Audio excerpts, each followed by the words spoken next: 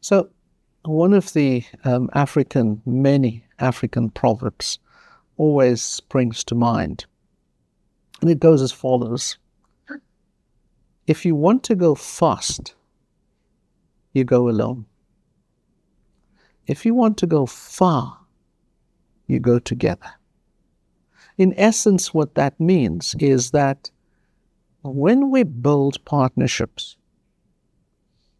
we've got to think of the long haul.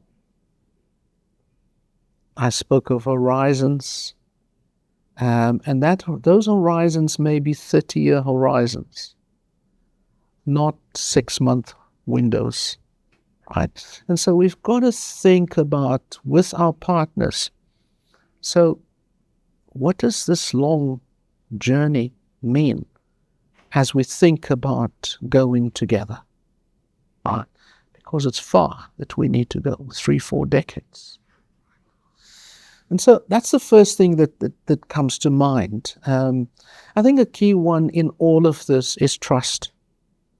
And trust is built over time. Yeah?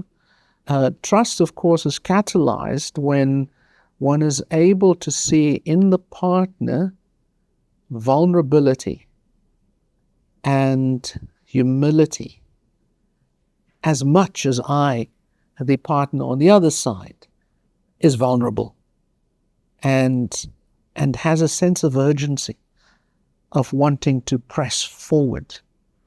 But at the same time, I'm vulnerable as well. And so the importance of appreciating that this is a journey of growing together, as opposed to a journey of one party being the giver and the other one the receiver.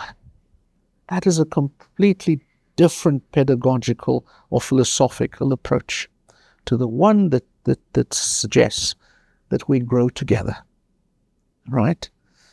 So those are just some of the immediate thoughts that come to mind about partnership and the importance of recognizing that this journey for African institutions is a journey for Africa, right?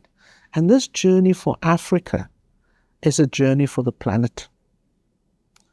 Because if Africa's journey, on the one hand, copies simply the industrialization pathways of the West and of the East, then we are definitely going to crash this planet of ours, right?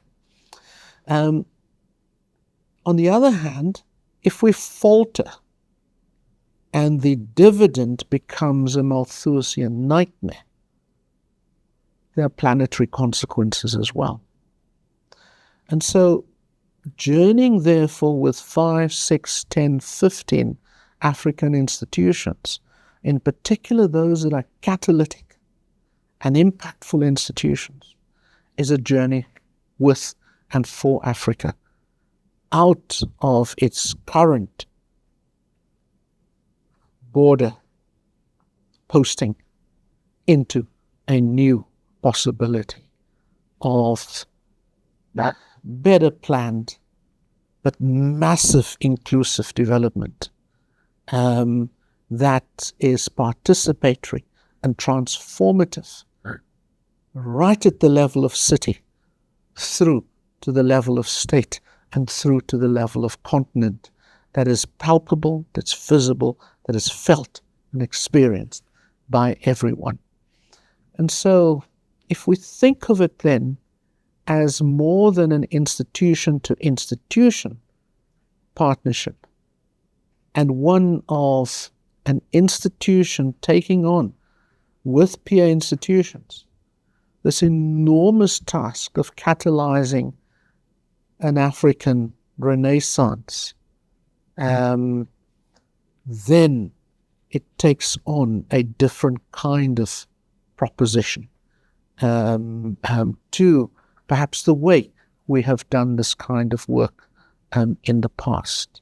So ultimately, this is about enabling Africa to grow its intellectual, its scientific, and for that matter, its political, economic, social, cultural sovereignty.